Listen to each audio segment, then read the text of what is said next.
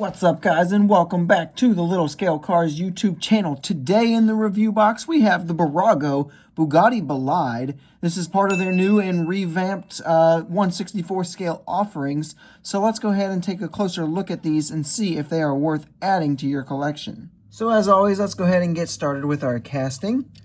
So taking a quick look at proportions and everything, it's looking pretty solid. We'll go ahead and kind of pop the real life car up in the top right corner and we'll get some sort of comparison shots for you.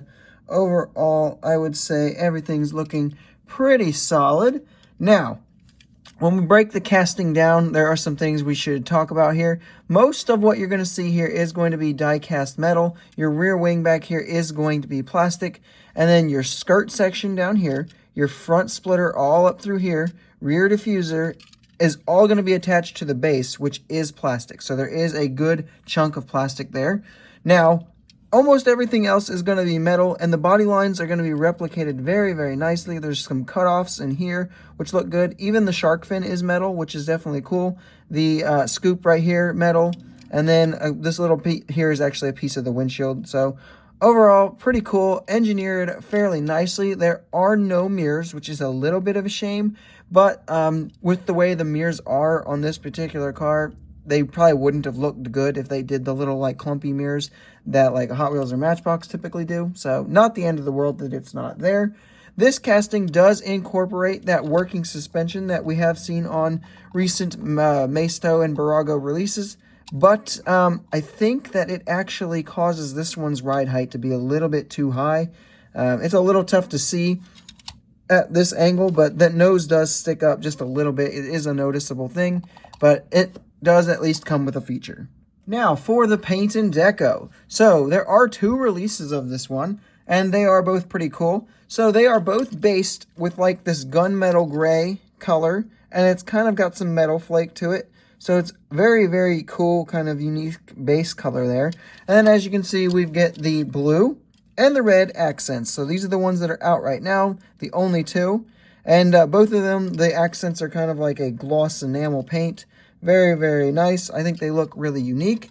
Now, on the shark fin here, you do actually get the W16.4. You do get a little printing of the EB for the Bugatti thing back here. You get some logos and stuff printed up here. You even get the little things down here on the front splitter. So the deco work is actually done very nicely and replicates a lot of the little tiny little decals and stuff that you would see on the real life car in the presentation models. So that's definitely something I think is pretty cool. Moving into our details, so starting up front here, you do get a little Bugatti logo right there. You even get some what looks like radiator vents behind here, deep inside there. You're not really probably going to be able to tell based off of this video. Headlights are in the X. They are just a tampo, which is probably to be expected given the nature of these headlights. There are some inner workings here, suspension bits that are detailed in and look very, very solid. Coming down the sides here, you get pretty accurate wheels with this kind of like disc shape right there, which looks cool. A little French flag right down there. A little gas cap here. And again, these decals and stuff that we talked about in the last section. Interior has some decent detailing. It's a little bit tough to see with the way the casting is designed, but, you know, it is definitely there and looking good. A little bit of engine detailing sort of poking through there a little bit. And then making your way to the rear, you do get your tail lights that are tampoed on. You get some exhaust here that is casted in. And then you get the diffuser kind of bars, I don't know, rakes, whatever you want to call them. Then there's even a little decaling right there. And originally I thought that was a paint chip, but it is present on both. So it's clearly supposed to be there. And I think is just another unique little detail.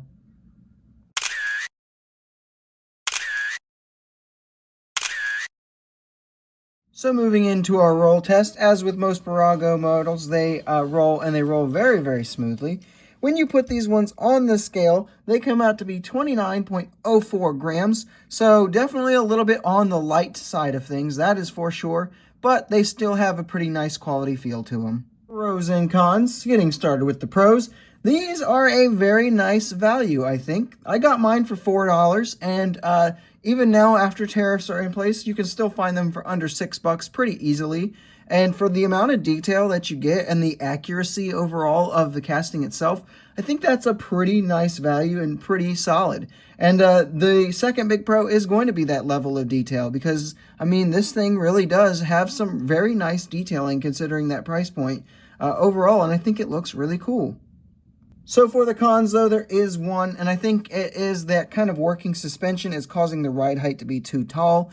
It's not super bad and super noticeable, but it is definitely there, and it does bother me ever so slightly. I think, you know, maybe they don't need to add the working suspension into everything. Like this car, I don't think really needs to be bouncing around like that. It is what it is, though, and it's not the end of the world. For some quick size comparisons, here we have it with some other budget-friendly Bugattis, with the Matchbox Bugatti Divo and the Hot Wheels version of the Bugatti Bolide.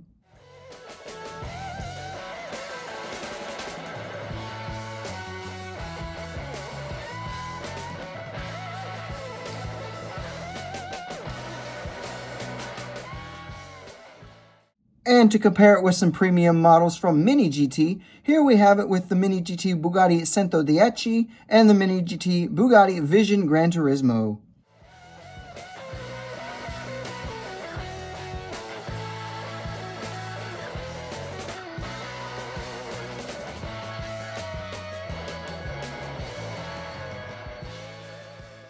So with all that out of the way, let's go ahead and find the overall score here.